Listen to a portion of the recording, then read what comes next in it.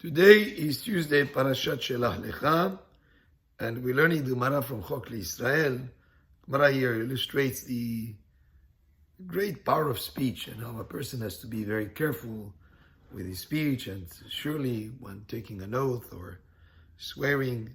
And it brings a story that happened here. Maaseh be'adam echad, there was once an incident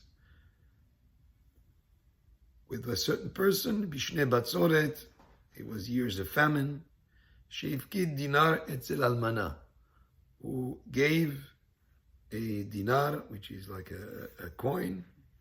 He gave a gold coin to somebody to deposit it with him, with a almana, with a widow, to watch over it. In other words, he gave it to her, please watch over this gold coin, and I'll come back and pick it up from you at some point later. And this lady, thinking what would be the best place to hide this gold coin that is entrusted with her, she put it in a jar of flour that you bake with. She put it there for safekeeping. Nobody would go to search for a gold coin inside a jar of filled with flour, baking flour. And one day, while she was making bread, she baked it in a bread. In other words, she made some dough, and the gold coin fell in the dough, and it was part of the dough, and then it was baked in an oven, and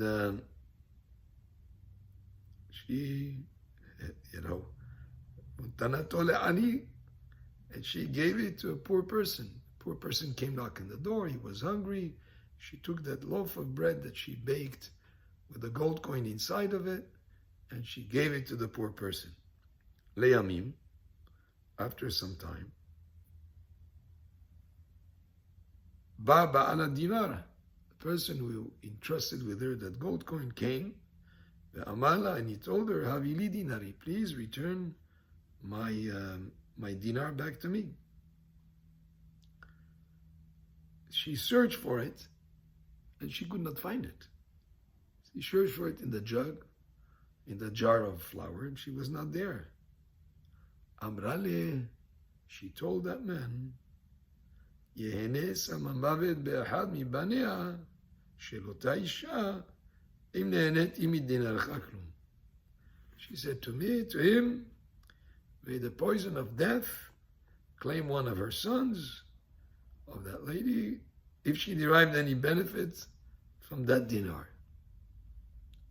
In other words, she took an oath, making a statement that she did not benefit from that gold coin. Amru lo hayu yamim mu'atim ad shemet ehad mi banea. And not many days passed, and one of her sons died.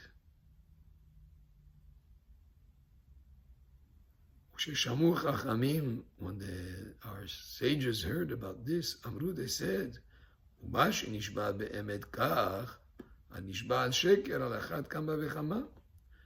the sages heard about this incident, they said, if this is the fate of one who swears honestly, what would be the fate of someone who swears falsely?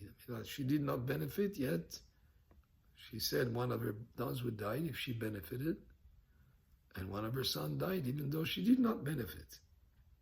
So the Gemara asked a question. Mai tama yanasha.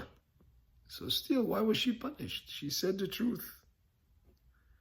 And the Gemara answers, the ishtarshila mekom dinar, because she derived benefit, even a minute amount, from the area of the dinar that was inside the loaf of bread, that saved her the corresponding amount of flour. In other words, if that loaf of bread looked like a pound loaf of bread, it was actually a loaf of bread that had a little bit less than a pound of flour, because some of the area in that loaf was taken over by the gold coin. And therefore she benefited in a minute amount, and that's why she was some quote unquote punished, because she said something would happen to one of her sons if she benefited. So here, the incredible power of speech, when a person is not aware of everything that he could be. So for sure, a person should never swear and be very careful with what he says. So the Gemara continues and says, why do you say she swore in truth? It was not true. So it says, as if she had swore honestly, because she was unaware at the time that she swore falsely.